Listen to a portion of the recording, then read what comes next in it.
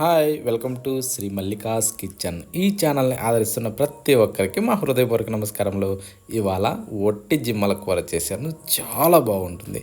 అందులో 4 చిన్న వంకాయలు, ఒక మునక్కాయ, ఒక ఆలుగడ్డ, ఇలాంటివన్నీ ప్రతి ఒక్క మనకి ఏది నచ్చితే అవి వేసుకోవచ్చు. మన రకరకాలుగా అందులో వేసుకొని ఈ విధంగా కూర చేసుకొని తింటే ఏమన్నా ఉంటుంది, చాలా బాగుంటుంది. ప్రతి ఒక్కరు కూడా ట్రై చేయండి. ఈ టైప్లో చేసుకున్న ప్రతి ఒక్కరు కూడా సూపర్ టేస్టీగా వస్తుంది.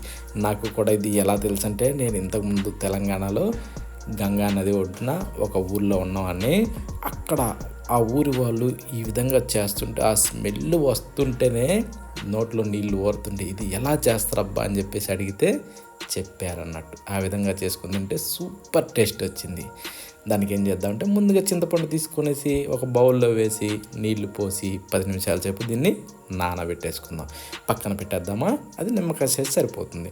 ఇప్పుడు స్టవ్ ఆన్ చేసి ఒక బాండీ పెట్టుకునేసి అందులో ఒక 2 గంటలు నూనె వేసి దాన్ని వేడెక్కనిచ్చి కొద్దిగా మెంతులు సగం స్పూన్ సరిపోతాయి, 1 స్పూను జీలకర్ర, 1 స్పూను ఆవాలు, ఇవి వేసాక ఒక చిన్న ఎల్లిగడ్డని అంటే తెల్లగడ్డని అవి మీద తోలు తీసి అందులో వేసేసి 2 ఎండుమిరపకాయలని ఇట్లా మధ్యలోకి విరిసి అందులో వేసేసుకుందాం. వేసాక కాస్త అలా వేగనిచ్చేసి ఇప్పుడు కరివేపాకు మీదగించి వేసి కాస్త చిటపటలాడనివ్వాలి.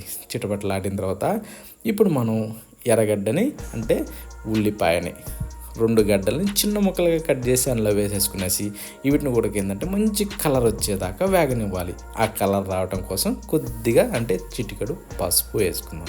చిటికెడు పసుపు వేసిన తర్వాత దీన్ని కాస్త కలుపుతూ బాగా వేగనివ్వాలి. ఈ టైప్లో వేగిన తర్వాత ఇప్పుడు మనం ఒక 2 టమోటాలని అంటే మంచి పండ్లు తీసుకోవాలి, సూపర్ టేస్ట్ వస్తుంది.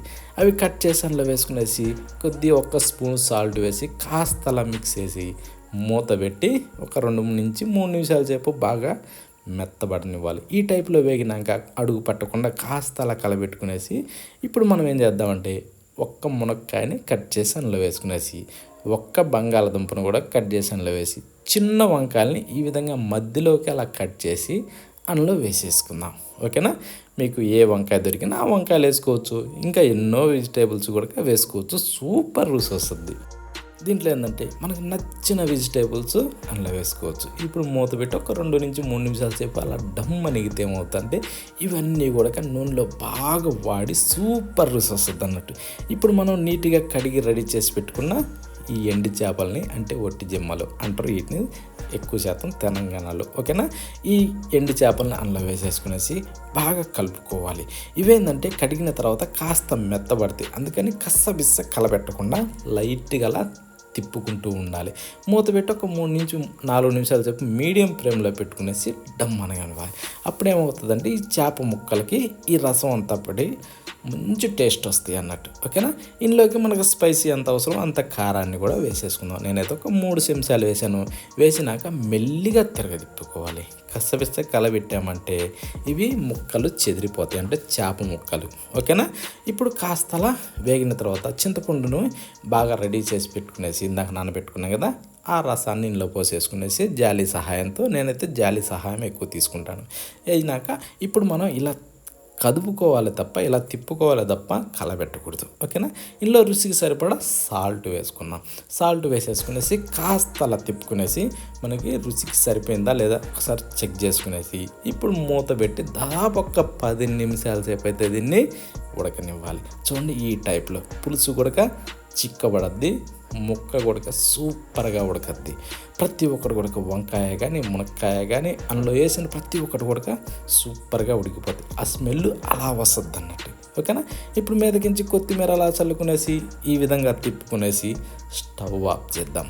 ఒక్కసారి చూద్దామా మనం చేసిన ఎండి చేపల కూర ఎలా ఉన్నదో. అదిరిపోద్ది.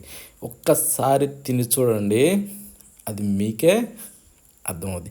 ఎప్పటికి కూడా వదలరు. ఈ టైప్లో ఏంటంటే ప్రతి ఒక్కరు కూడా ట్రై చేయండి, నెంబర్ 1 రుచిగా ఉంటుంది. ఒక్కసారి వేడి వేడి అన్నంలో కాస్త ఇది వేసుకునేసి ఒక్క చేపను అలా పక్కన పెట్టుకునేసి ఒక్క ముద్ద ఈ పులుసుతో అన్నం కలుపుకొని నోట్లో పెట్టుకొని ఒక్క చేప ముక్కను కొరుకుతుంటే ఆ రుచి ఉంటుంది, ఏమన్నా ఉంటుంది. ప్రతి ఒక్కరు వరకు ట్రై చేయండి. ఈ రుచిని మాత్రం ఎవ్వరు కూడా మిస్ కావద్దు, అంత బాగుంటుంది. ఓకేనా?